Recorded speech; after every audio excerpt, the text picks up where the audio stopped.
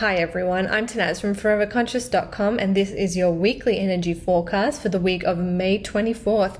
So we're at the last week of the month. It has been a very transitional month, I feel like. May has brought us a lot of retrograde energy, and then just a couple of days ago or last week on May 22nd, we had the Gemini new moon, which has opened the door to eclipse season, and that is where we are heading. We have 3 eclipses to work through over June and July. This is actually pretty unusual, or not that unusual, but it's just not very common, let's say. Normally eclipses come in pairs, but this time we have 3 eclipses to work with. We'll have a lunar eclipse on June 5th. That's the first one coming up. Then we will have a really awesome solar eclipse on the 21st of June or 20th of June. And then we have in early July another lunar eclipse. So another full moon eclipse. So a lot of eclipse energy. Eclipses are always clearing paths for us. And that solar eclipse that we have on the solstice, it falls at the same time as the solstice, is a huge rebirth energy. And so that rebirth energy indicates to me, to maybe to you as well, that, you know, in order for that rebirth to occur, there has to be some release. There has to be something that we're shedding and letting go of to step into this, you know, grand new state of being. And maybe you're kind of feeling that. Maybe you're feeling that questioning, that desire to let go of something, or to shed a layer, or to dig deeper and find a new truth or something within you that you have silenced, and allowing it to be heard. So huge energy on the horizon. And not just that, not just 3 eclipses in a row, but we're also in this transition period between eclipse cycles. So we have been dealing with eclipses in Capricorn and Cancer. That has been the theme. And now we're shifting into eclipses in Gemini and Sagittarius. And this series of 3 eclipses that we have is like that transition point. We haven't had a Sagittarius eclipse. So the first eclipse coming up on June 5th is a full moon lunar eclipse in Sag. We haven't had a Sagittarius eclipse since 2013. So this is a start of a new eclipse cycle for us. And then we're wrapping up those Cancer Capricorn themes with that Cancer solar eclipse. And the eclipse in July is a Capricorn eclipse.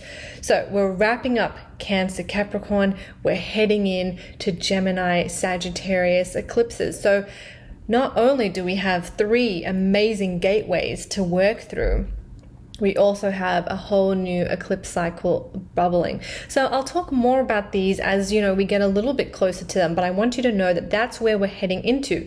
This week, however, there's nothing major, right? Where it's a week of digesting. It's a week of rest and relaxation. It's a week to kind of just process and allow ourselves to take in all of this energy. I feel like the weeks have been so busy, but now we are just allowing ourselves to relax, to process, to just sit and be, and to not try to do anything. Don't try to release. Don't try to do this. Just be. Forget the try. Just be. Just be with yourself.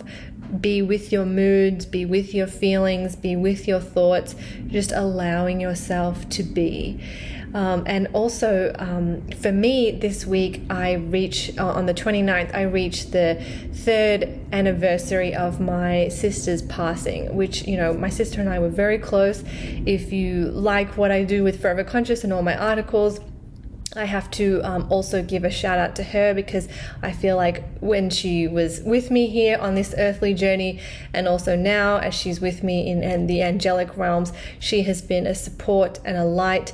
So I am going to be using this week to honor her, to be with myself, to be with my family, to rest, relax, and recharge, and to process the journey that I have traveled, not just this grief journey, but the whole journey I have walked while I have been in this body. And so I offer that to you as well, to honor your journey, to honor the pains, the grief, the love, the joy, everything that you have experienced, and just allow yourself to be in it.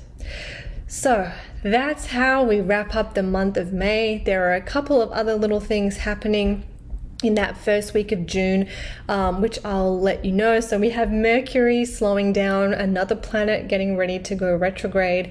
And then we also have the rebirth of Venus. So this happens on June 3rd.